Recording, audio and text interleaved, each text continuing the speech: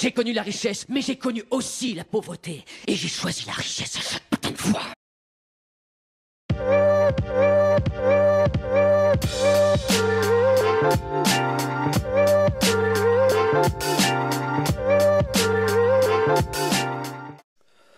Et bonjour à tous et bienvenue sur la chaîne de l'Extrême Crypto. Nous sommes le jeudi 8 mai 2025, 10h30. Aujourd'hui jour férié, donc on en profite pour faire une petite grasse matinée, ça fait plaisir. Allez, on s'installe et on va regarder ce qui se passe du côté de notre Bitcoin. Mais on démarre avec cette cryptomap qui est dans le vert, ça fait plaisir. Alors sans surprise, bien sûr, c'est grâce à notre petit Bitcoin qui continue de pousser. On est actuellement à la porte des 100 000 $, ça y est, souvenez-vous, ma vidéo d'hier soir, c'était un Bitcoin à 100 000 $, direction les 100 000 $. Bah regardez, on y est, on est à 99 000 et des poussières. Bref, on va regarder tout ça en détail dans cette vidéo. D'abord, on démarre avec la partie news. Donc hier, du côté du Club LexaRocket, on avait vu la crypto-monnaie CRO, donc surveiller de près. Sur YouTube, on avait vu la crypto-monnaie XRP qui présente quand même sur une vision long terme un très joli pattern très encourageant. On a vu par la suite avec CryptoLétende que l'Arizona persiste. Le second projet de loi sur la réserve Bitcoin, le SB 1373, vient d'être adopté en lecture finale. Direction le bureau du gouverneur Hobbs qui avait pourtant le veto, qui avait pourtant veto le précédent SB 1025. Donc effectivement, on va voir si cette fois-ci ça passe. Est-ce qu'elle va céder ?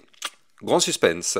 Du côté de Metaplanet, qui viennent d'acheter 555 bitcoins pour l'équivalent de 53,4 millions de dollars. Donc effectivement, ça fait encore une coquette somme, on va pas se mentir. Ils continuent d'accumuler, ils en sont maintenant à 5555. Donc est-ce que c'est du hasard, les 555? Je pense qu'ils voulaient un chiffre rond avec que des 5. Ils ont acheté 555 pour avoir 5555, donc bon... C'est marrant, mais bon, bref. En tout cas, bon, c'est sûr qu'on n'en est pas encore du même niveau que stratégie, mais maintenant, bon, en tout cas, c'est quand même pas mal, quoi, d'avoir accumulé déjà autant. Du côté du Bhoutan, il se passe aussi des choses intéressantes. Et oui, il se passe des choses intéressantes parce qu'en fait, il s'associe avec Binance Pay et DK pour lancer le tout premier système national de paiement touristique en crypto au monde. Donc c'est une avancée, quand même, c'est une avancée majeure pour le tourisme et l'adoption crypto. On a Tether qui déploie le USDT nativement sur la blockchain Kaya. Donc en partenariat avec Line Next, donc c'est une intégration dans la plateforme MiniDApp et le wallet self-custodial de Line qui permettrait les paiements in-app, transferts transfrontaliers et usage DeFi. On a l'accumulation massive en cours, les gros porteurs ont acheté 81 338 bitcoins en l'espace de 6 semaines, pendant que les petits vendeurs ont lâché 290 bitcoins selon Sentiment. Ce genre de divergence annonce souvent un breakout imminent. Ça commence à sentir bon, tout ça, franchement, ça commence à sentir vraiment bon. Du côté de CryptoLétende, toujours, le favori à la présidentielle sud-coréenne, Lee Jae-myung, promet d'approuver les ETF Bitcoin Spot s'il est élu le mois prochain. Donc ça aussi, c'est quand même une belle annonce pour l'adoption en Asie. Bitwise dépose un dossier S1 auprès de la SEC pour lancer un ETF NIR Protocol indexé sur la valeur du token. Hier soir, je vous avais fait un petit flash spécial pour effectivement vous donner les targets et tout. De toute façon, vous êtes au bon endroit sur ma chaîne YouTube. Vous avez toujours 1, 2 à 3 vidéos concernant le Bitcoin et les altcoins. Donc, vous êtes vraiment au bon endroit pour réussir et avoir toutes les infos qu'il vous faut. Donc n'hésitez pas à vous abonner à ma chaîne YouTube. Dans le club LexaRocket, on avait vu la crypto LTO et la crypto rare. Donc là aussi, c'était quand même deux belles cryptos effectivement à surveiller. Je rappelle que dans le club, ça vous permet d'avoir des très belles opportunités, mais ça vous permet aussi d'avoir des vidéos de suivi régulières par rapport à plein de crypto-monnaies. Donc n'hésitez pas à rejoindre le club LexaRocket si vous êtes intéressé. Le lien se trouve en description de vidéo. Alors, on continue avec effectivement la news qu'on attendait. Donc la Fed laisse les taux inchangés, 4,25, 4,5, donc c'est ce qui était prévu. Mais elle alerte, elle prévient que les risques de chômage et d'inflation sont en hausse. Donc bon, moi ce que je réponds à ça, c'est qu'en fait il a juste gagné du temps, mais l'inévitable arrivera quoi qu'il arrive. Pas de répit pour les marchés, donc hier malheureusement on n'a pas eu le bonheur, mais l'accalmie viendra tôt ou tard, le pivot viendra, donc tôt ou tard de toute façon on aura une baisse des taux. Et on sait que le marché vraiment attend ce point clé. Donc effectivement, pour l'instant, c'est pas le cas, mais il faut patienter encore un petit peu. Le vent finira par tourner. Allez, Je rappelle aussi que j'ai un Discord officiel sur lequel vous pouvez venir rejoindre la communauté, échanger, poser des questions, vous entraider. N'hésitez pas, le lien est en description de vidéo. Tout comme mon lien Twitter officiel d'ailleurs, je le rappelle, et tout comme le lien du club Lexarocket, tout ça c'est en description de vidéo. Allez, on démarre. Avant ça, je rappelle à tout le monde que tout ce que je vais dire n'a en aucun cas un conseil financier. C'est à vous de faire vos propres recherches et n'oubliez pas que le trading de crypto comporte des risques de partiels ou majeurs. Alors, on démarre avec le Fear and Greed Index, on est à 65, bien sûr, hein, vu que ça pousse forcément, on se retrouve dans le vert. Je rappelle que plus on est dans le vert, moins effectivement on se retrouve sur des positions d'achat. Plus on est dans le vert, malheureusement, plus en général, c'est une euphorie qui commence à arriver, c'est de la cupidité, tout le monde commence à se dire qu'ils ont des profits sur le Bitcoin, c'est rarement bon. Alors, du côté des altcoins, c'est différent, hein. Elles ont tellement chuté et elles continuent de prendre un petit peu cher du fait que malheureusement la Bitcoin dominance reste élevée. Mais bon, on va faire un point justement sur les altcoins après. Du côté du Bitcoin, vous le voyez, on est venu gravir, avaler les deux zones, les deux clusters. Là, ici, souvenez-vous, on avait les 97 500 jusqu'aux 98 400 et on a eu un autre cluster à 99 400 jusqu'aux 100 850. Donc là, ça y est, on est en plein dedans actuellement. Et donc si on regarde ce que nous fait notre Bitcoin, eh bien vous le voyez ici, hein, franchement, ça y est, boum, ça continue de péter, ça y est, on y est, on est à la porte des 100 000 $. C'est justement ce que je vous avais promis depuis maintenant plusieurs semaines. Je vous avais dit que les 100 patates allaient arriver, les 100 patates c'était pour les 2 prochaines semaines. Eh bien on y est. On y est, c'est quand même assez incroyable. Donc maintenant, comme j'arrête pas maintenant de vous le dire depuis quelques jours, clairement, il faut quand même se méfier, ça fait plaisir, on est dans l'euphorie bien sûr, mais n'oublions pas que les 100 patates, c'est un seuil psychologique, et oui, c'est un seuil psychologique, parce qu'effectivement, là, c'est 100 patates, bien sûr, déjà, c'est un chiffre rond, déjà, premièrement, et puis en plus de ça, bien évidemment, c'est une zone de prise de profit, et puis plus, de toute façon, on va monter, plus de toute façon, il y aura le retracement qui nous pend au nez. Actuellement, on a la place de monter encore un petit peu, hein. Je tiens quand même à commencer la vidéo en parlant de ça. Je rappelle qu'on a de la place pour pousser.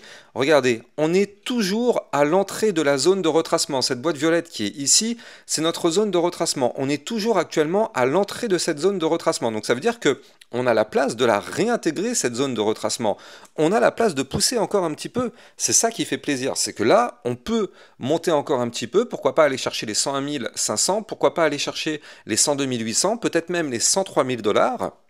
Comme ça, on se retrouverait à l'intérieur de la zone de retracement. Et effectivement, là, on aurait droit, enfin, j'ai envie de dire, à notre retracement. De toute façon, nous ne sommes pas naïfs. Regardez, à chaque fois qu'on est venu à l'intérieur de cette zone de retracement, on a systématiquement eu notre retracement. Vous le voyez ici, on en a encore un autre exemple. On en a eu un ici. On a un autre exemple ici. Et on en aura encore d'autres, bien évidemment, ici. Et même avant encore ici. Donc, il n'y a pas de surprise, hein. Voilà, je veux dire, c'est écrit, hein. C'est écrit dans les livres, là, ça y est, il n'y a pas de surprise. On aura ce retracement. Là, pour l'instant, par contre, on a de la place pour pousser encore un petit peu. C'est là où ça fait plaisir. Donc là, le scénario qui se dessine devant nous, ce serait potentiellement d'aller chercher le haut du range qui est ici, parce que je rappelle que là, ici, donc c'était le 22 avril, pardon, le Bitcoin avait réintégré son ancien range en venant du bas, et souvenez-vous ce qu'on avait vu sur ma chaîne YouTube, c'est que là justement à partir du moment où on réintègre le range en venant du bas, bien notre target elle est ici, elle est en haut de range, tout comme quand on réintègre malheureusement le range en venant du haut, comme c'était le cas ici, notre target était écrite, elle était ici en bas de range, c'est tout le temps comme ça que ça fonctionne, donc là on a réintégré par le bas, on a une target théorique qui est le haut du range. Alors bien sûr, j'insiste, hein, mais target théorique, parce que bien évidemment, en cours de route, on aura d'autres résistances. Là, en cours de route, nous, on aura, comme je vous l'ai dit, les 101 508 avant d'aller chercher le haut du range. Mais en tout cas, c'est une target théorique, donc ça veut dire qu'effectivement, c'est une zone qu'il est possible de venir chercher sur notre Bitcoin. Donc c'est pour ça que c'est quand même très intéressant de voir effectivement si on va y arriver. Je rappelle aussi qu'en vue moyen terme, on est toujours au-dessus du ruban de moyenne mobile, donc ça c'est une excellente nouvelle. On voit qu'on a eu un premier début de retracement pour revenir rechercher les 93 477, on a rebondi dessus, hop, on reprend de la force. Est-ce que ce rebond sera suffisant pour se relancer? Comme je vous le dis, hein, moi je pense qu'on passera à un moment donné, donc très sûrement quand on viendra chercher ici le haut du range, on aura sûrement le retracement qui nous permettrait de revenir rechercher, pourquoi pas les 96 188, pourquoi pas le bas du range à 92 500 $. Dans tous les cas, Si on fait ce scénario et qu'on a le retracement, il ne faudra pas être inquiet. C'est normal, c'est attendu, c'est voulu et c'est tout à fait sain pour la suite du bull run. Je parle bien de bull run parce que bien évidemment pour moi, bien sûr, nous sommes toujours dans le bull run. Comme j'ai pas cessé de vous le dire, même pendant la phase de chute, je n'ai pas cessé de vous dire que le Bitcoin reste haussier sur du long terme. Je me remets ici en vue mensuelle. Je vous ai montré quand on était au plus mal dans le retracement qu'on a connu ces dernières semaines. J'ai pas arrêté de vous montrer ce graphique Bitcoin long terme pour vous rassurer, pour vous dire que justement on a un bull run qui n'est a priori pas terminé. On est actuellement sur une belle phase de haussière avec des points bas de plus en plus haut, des points hauts de plus en plus haut. On est sur un rebond magistral sur la zone qu'on avait breaké ici qui nous a permis de décoller. Donc souvenez-vous, ici on avait cassé un haut de canal ascendant, ce qui nous a permis de passer de 75 000 à 109 000 $. Eh bien on est revenu retester cette zone qu'on avait breaké, donc on a fait un pullback magistral et là du coup on trouve rebond sur la zone qu'on a breaké, on reprend de la force, on part à l'attaque du dernier point haut. Si on pète le dernier point haut à 105 000 et pourquoi pas l'ATH à 109 000, bien sûr, on serait parti pour la zone des 120 130 000 $ qui serait le prochain cluster à venir chercher sur notre Bitcoin. C'est ce que j'ai pas arrêté de vous dire dans la phase baissière des 3 derniers mois. Là, je pense que maintenant, ça y est, les gens sont un peu plus rassurés. De toute façon, ça se voit du côté du Fear and Greed Index. On voit que ça remonte. Mais j'espère surtout que si vous êtes abonné sur ma chaîne YouTube, ça vous a aidé à passer cette période qui a été difficile, où on était quand même dans le rouge, on était quand même dans le mal, dans toute cette période où on est passé de 109 000 $ à 74 000 $. Je me rappelle beaucoup de personnes qui parlaient de bear market et tout ça en disant ça y est, c'est la fin, c'est la fin. Mais je rappelle qu'on ne pouvait pas dire le mot bear market étant donné que la configuration reste extrêmement haussière sur du long terme. Il faut bien comprendre les échelles de temps. C'est pas parce qu'on chute d'une vision moyen-court terme que ça y est, c'est la fin du monde. Si le long terme reste bullish, vous l'avez compris, on est bullish tout simplement. Même si on retrace, on est bullish. Donc moi en tout cas c'est le discours que j'ai pas arrêté de vous tenir pendant toute cette phase de retracement. Là maintenant ça y est, ça commence à porter ses fruits, donc c'est vraiment cool. Et là on est vraiment à la porte des 100 000 $, ça fait plaisir. J'espère que vous avez réussi à être fort quand on était aux 74 000 $ et que je vous disais que le bottom était proche. Je sais que c'était dur de maintenir le cap, je sais que mentalement c'était vraiment très délicat. Beaucoup de personnes étaient vraiment dans la peur avec des pertes, mais ça a fonctionné les amis, ça a fonctionné, on l'a fait, on est maintenant aux 100 000 $, la situation difficile est derrière nous, et maintenant, du coup, là, on va en avoir une autre situation difficile qui va arriver très sûrement quand on viendra chercher ici le haut du range, mais c'est pas grave, vous êtes au bon endroit encore une fois, avec le principe de prudence que je n'arrête pas d'essayer de vous apprendre. Nous ne sommes pas surpris, nous ne sommes pas naïfs, on anticipe les choses, vous êtes au bon endroit pour gérer votre bull run tout en restant prudent et tout en ayant la meilleure vision stratégique et le meilleur mental pour gérer tous ces scénarios. Bref, on va regarder maintenant ce qui se passe du côté des altcoins, vu que maintenant on sait que notre Bitcoin est en train de péter la résistance des 98 018, est en train de chercher la zone psychologique des 100 000 $, et que si on pète les 100 000, on ira chercher les 101 508 et les 102 800 avant d'avoir potentiellement le fameux retracement qu'on attend. Alors, du côté des altcoins, du côté de l'Ethereum, est-ce qu'il réussit à réintégrer son range? Quel suspense! Et oui, ça y est, regardez, ça y est les amis, l'Ethereum est en train d'essayer de réintégrer. Je dis bien en train d'essayer. Pourquoi? Parce que pour l'instant, à l'heure qu'il est, ce n'est pas acté. La journée ne fait que commencer, il est que 10 h du matin. La journée se termine à 2 h du mat. Donc là, vous le voyez, on est actuellement au-dessus du point pivot. Donc le point pivot, c'était les 1860 $, souvenez-vous. C'est le point qui nous a rejeté pas mal de fois depuis maintenant quelques semaines. Et donc, c'est maintenant devenu le point qu'il va falloir breaker si on veut reprendre de la force. Donc là, pour l'instant, on est au-dessus. On va voir surtout si on arrive à clôturer la journée au-dessus ou malheureusement en dessous de ce point pivot. Pour l'instant, on est au-dessus, mais vous le savez, on est en crypto-monnaie. Tout peut changer très très rapidement, ça va très vite. Il suffit d'une mauvaise news ou quelque chose pour malheureusement avoir une situation catastrophique. Donc il faut vraiment rester très très prudent. Mais là, on est quand même très très propre du côté de notre Ethereum. Et donc là, du côté des targets, du coup, on en a une première qui est ici, on est dessus, 1938. Par la suite, on aura les 2017. Par la suite, on aura les 2065 avant d'aller chercher le haut du range à 2105. Et je rappelle que si on pète le range par le haut, ça pourrait être vraiment pas mal. Surtout que du côté de l'Ethereum, vous l'avez vu, Mais ils ont fait leur mise à jour Pectra sur le mainnet. Apparemment, ça s'est plutôt bien passé, c'est un succès. Donc ça aussi, ça joue dans le sens où ça va bien. Maintenant, là, vous le voyez, depuis ici, donc le 7 avril, on est sur des points bas de plus en plus hauts. Sur des points hauts potentiellement de plus en plus hauts. Peut-être qu'aujourd'hui, on est en train de faire un point haut plus haut que les précédents. Encore une fois, c'est pas confirmé, la journée ne fait que commencer. Mais là, du coup, l'Ethereum est peut-être en train de reprendre une belle petite structure haussière. Alors attention, hein, c'est juste une structure haussière depuis le 7 avril. Dézoomons un petit peu, prenons un petit peu de recul, regardez ça, voilà, si on dézoome, là clairement l'Ethereum reste baissier pour le moment, mais en tout cas depuis le 7 avril, vous le voyez, là on est baissier bien sûr sur du moyen terme.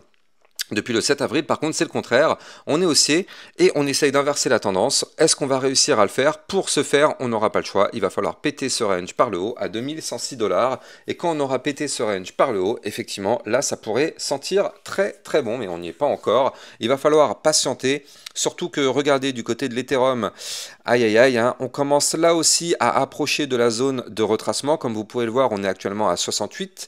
Donc, bon, pardon, 66. Alors, pas d'inquiétude, on a la place pour pousser encore un petit peu. Comme je vous l'ai dit, on n'est même pas encore dans la zone de retracement.